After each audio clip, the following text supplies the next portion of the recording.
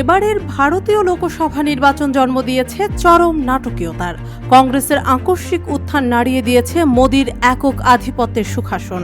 অথচ নিজেদের বিজয় নিয়ে মোদির আত্মবিশ্বাস এত বেশি ছিল যে তাদের নির্বাচনী প্রচারণার স্লোগান ছিল আব কি বার 400 পার, যার বাংলা অর্থ হলো এবার 400 পার। তাদের লক্ষ্য ছিল 400 আসন জিতে সংখ্যাগরিষ্ঠ দল হিসেবে সংসদে অবস্থান নেওয়া। তবে ভোটের চূড়ান্ত ফল মোদি সরকারের 400 আসনের আশা ডুবিয়ে দিয়েছে হতাশায়। 400 দূরের কথা, 300 আসনও জিততে পারেনি বিজেপি নেতৃত্বাধীন ন্যাশনাল ডেমোক্রেটিক অ্যালায়েন্স এনডিএ। ভারতের নির্বাচন কমিশনের ওয়েবসাইটে প্রকাশিত ফল অনুযায়ী 543টি আসনের মধ্যে এনডিএ পেয়েছে 292টি। হিন্দুস্তান টাইমস বলছে, মোদি এবার হ্যাটট্রিক করেছেন ঠিকই, কিন্তু পরিসংখ্যান অনুযায়ী তার ভোট কমেছে প্রায় 9%। ভারতের তুমুল আলোচিত সমালোচিত এই নেতার জনপ্রিয়তা কমার পিছনে একজন তরুণকে দায়ী করেছেন নেটিজেনরা। তার নাম ধ্রুব রাঠি।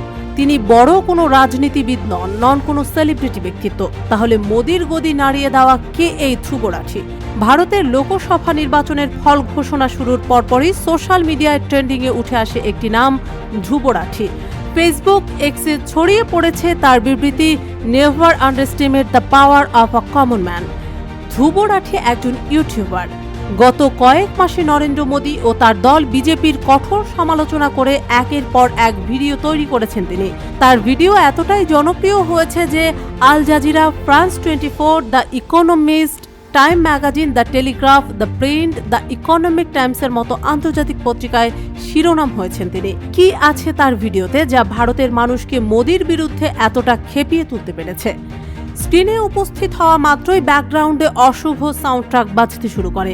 ভিডিও শুরুর আগে দর্শকের উদ্দেশ্যে প্রশ্ন ছুড়ে দেন, ভারত কি একনায়কত্বে পরিণত হচ্ছে? ধ্রুব রাঠির ব্যাখ্যা মতে, আপাততভাবে ভারতে গণতন্ত্র আছে বলেই মনে হয়। নাগরিকরা বিভিন্ন দলের মধ্য থেকে নেতা বেছে নিতে পারেন এবং কাকে ভোট দেবেন তা নির্ধারণ করতে পারেন, কিন্তু বাস্তবতা আরও জটিল। তিনি মোদী সরকারের দুর্নীতি, স্বাধীন প্রতিষ্ঠানের অপব্যবহার এবং মোদী সরকারের সমালোচকদের বিরুদ্ধে রাষ্ট্রীয়ভাবে ব্যবস্থা নেওয়ার মতো কয়েকটি ঘটনা তুলে ধরেন। 3 মাস আগে আপলোড করা 29 মিনিট 11 সেকেন্ডের ওই ভিডিওতে রঙিন অ্যানিমেশন এবং ইনফোগ্রাফ দিয়ে মোদী সরকারের বিরুদ্ধে মিডিয়া এবং বিরোধীদের উপর আক্রমণ করার অভিযোগ তোলেন রাঠি।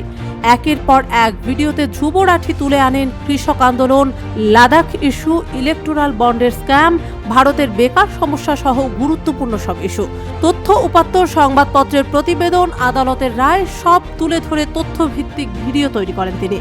ভোটের চূড়ান্ত ফল ঘোষণার আগে সর্বশেষ ভিডিওতে ধ্রুব রাঠি বলেন, আমি জানি যাদের বিরুদ্ধে আমি কথা বলছি এটি পাহাড়ের বিরুদ্ধে এক লোকের কথা বলার মতো, কিন্তু আমি মনে করেছি এটা আমার দায়িত্ব। যেখানে গণমাধ্যম গদি মিডিয়া হয়ে গেছে, তাই কিছু হোক বা না হোক যেটা আমার করা উচিত, যেটা সঠিক কাজ, সেটাই আমি করব। তার এই ভিডিওগুলো থেকে ভারতের সাধারণ জনগণ এতটাই প্রভাবিত হয়েছে যে নির্বাচনের আগে রাজস্থান, মহারাষ্ট্র, পশ্চিমবঙ্গের কয়েকটি রাস্তায় প্রজেক্টর বসিয়ে তার ভিডিও জনসম্মুখে দেখিয়েছেন তার ভক্ত ও বিজেপি বিরোধী দলগুলো। এমনকি ভোট দেওয়ার পর গণমাধ্যমে কথা বলার সময় ধ্রুব রাঠির ভিডিও রেফারেন্স দিয়ে ভারতের বিভিন্ন সমস্যা তুলে ধরেছেন সাধারণ জনগণ।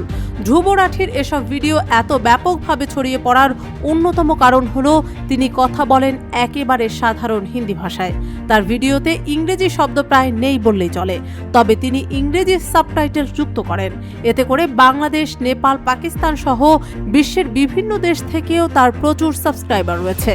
ইউটিউবে তার 21.5 মিলিয়ন সাবস্ক্রাইবার রয়েছে, যা বিজেপির ইউটিউব চ্যানেলের প্রায় 4 গুণ। নরেন্দ্র মোদীর ইউটিউব চ্যানেলে সাবস্ক্রাইবার রয়েছে 23 মিলিয়ন ও কংগ্রেস নেতা রাহুল গান্ধীর সাবস্ক্রাইবার রয়েছে 6 মিলিয়ন।